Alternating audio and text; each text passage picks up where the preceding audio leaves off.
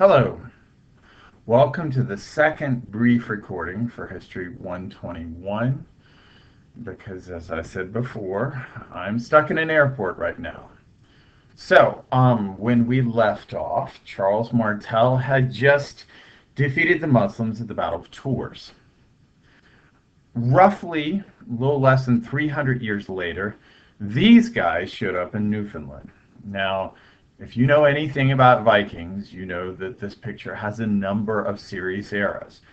One, Viking ships do not look like that, and two, Vikings do not have winged or horned helmets. But sometimes historians are limited in the images which we can use legally. Um, Oftentimes we talk about Columbus and the fact that in 1492 Columbus sailed the ocean blue. And that's all really nice and good, but in reality, Columbus was second or third in discovering North America. In fact, he didn't actually get to North America.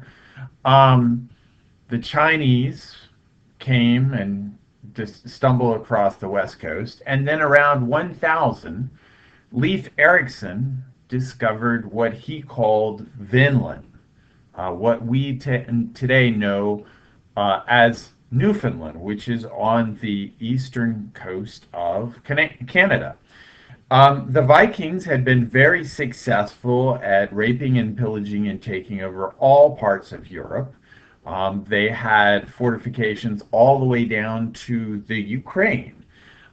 They even made it into Italy, and at one point in time were messing around in Spain.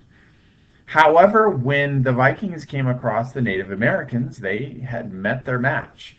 And despite their best effort, the Vikings eventually abandoned their fortifications in Vinland and retreated to the less hospitable climate of Greenland. Now you say to yourself, okay, so Vikings. Vikings failed in crossing over. Who was next? Surely it was Columbus. No, it was not Columbus. In fact, the next people to begin the process of trying to explore were these two individuals. Up here, we have Prince Henry the Navigator, who lived from 1394 to 1460. And then over here, we have King John II, his nephew, who ruled from 1481 to 1495. These are both Portuguese princes. Portugal, it's just kind of stuck on the edge of Spain, and it's one of these things. You have beautiful coastlines, and then you have a rocky hill, and you got a flat plain.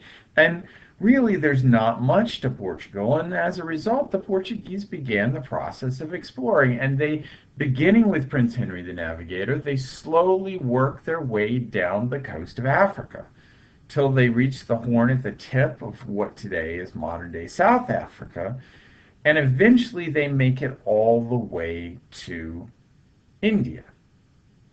Now, the red line shows Marco Polo's journey, and basically Marco Polo was following along the spice routes, which were controlled by the Chinese and by the Muslims. Now, obviously, Western Europe was Christian, and Christians and Muslims did not necessarily get along. And the Christians did not like the fact that they had to buy from Muslims and that they were taxed by Muslims. And the Portuguese basically opened up the concept that you could sail to India, buy directly from the Indians, cheaper, come back and basically cut out the middleman, which were the Muslims. Now, of course, Portugal is right next to Spain, and you know what the Portuguese do, the Spanish would like to also do too. Now, here's the thing. From the Battle of Tours in 732 all the way up until 1492, we're talking a little over 700 years, the Spanish focused on one thing and one thing only, and that was reconquering Spain. The Spanish men were trained for war, and that was it. There was no sense of industry. There was no sense of commerce. Basically, as they conquered a Muslim area, they took it over. They forced people to convert. But it was a very kind of, I'm trying to think of the word for it. Uh, the Spanish could not survive on their own. If it not had been for the Reconquest, they would have been lost. Now, the Reconquest was finally completed in 1492 when Granada fell to the Spanish forces. And when I say Spanish forces, of course, I'm referring to the forces of Queen Isabella and King Ferdinand. Because technically, she actually controlled more than he did. They had combined their two kingdoms in order to end what they saw as the Muslim menace. There they are, Ferdinand and Isabella. Now, Isabella is the real leader in things. And if you can think about it, you're a woman and you're a queen and you are a ruler, and your new kingdom is filled with guys which have so much testosterone. They're trained to kill and they have nothing to do. You need to find a way to get them out of your country and be otherwise occupied. And Columbus provided the solution. Now, here's the thing. You've probably been taught that Columbus thought the world was round and everyone else thought he was crazy. Well, Kanye West thinks he's crazy because Kanye West believes the world is flat. But no, seriously, there were a lot of people that believed the world was round.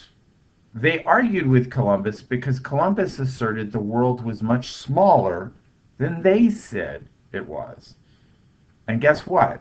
The scientists were right and Columbus was wrong. So according to Columbus's predictions, the Atlantic Ocean was actually the Pacific Ocean.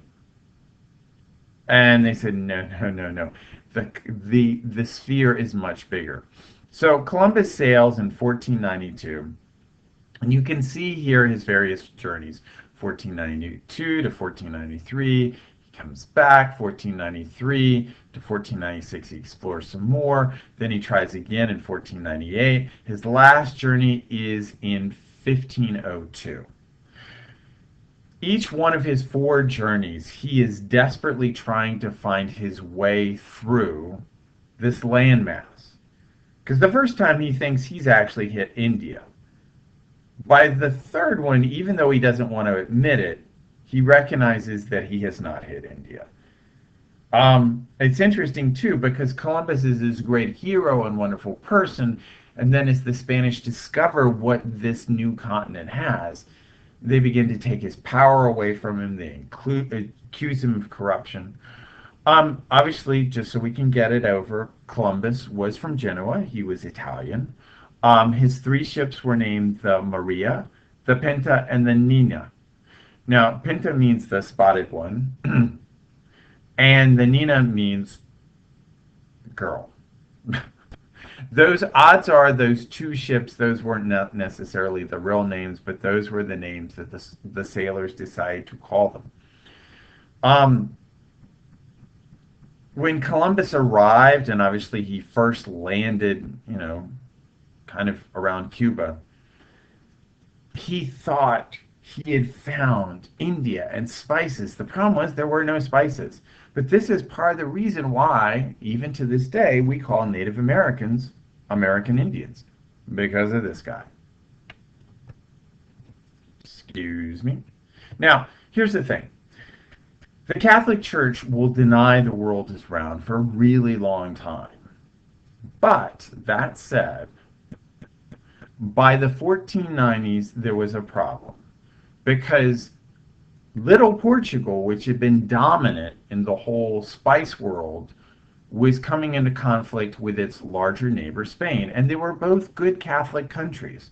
And the Pope finally decided to step in. And in 1493, he literally drew a line down the world and said, okay, everything to the left is Spanish and everything to the right is Portuguese. If you look at this line, you can see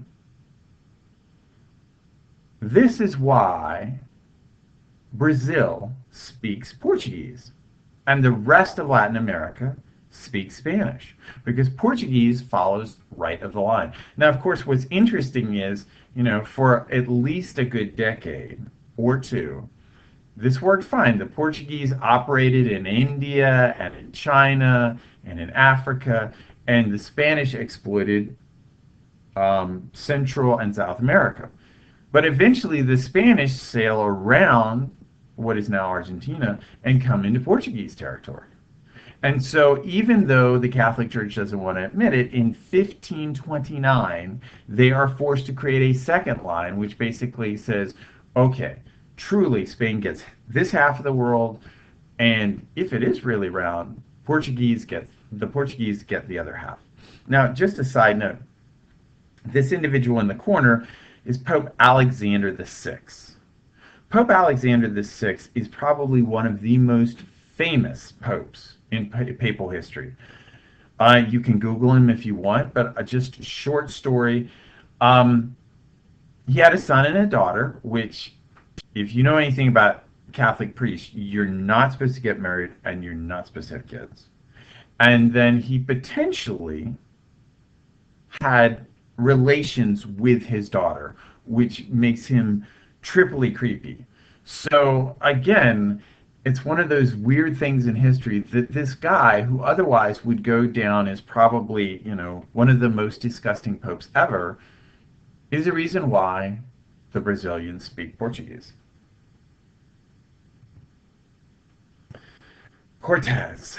Cortez. Now, if you read the stories about Cortez, Cortez landed in modern day Mexico in 1519, and he took out the Aztec Empire. He and his men, he burned the ships so the men could not go back. And they rode into the Mexican capital, and they struck fear in the hearts of the Mexicans, and the Mexicans thought they were gods. Yeah, no, it's not quite like that. See, here's the thing. The Aztecs were not exactly liked.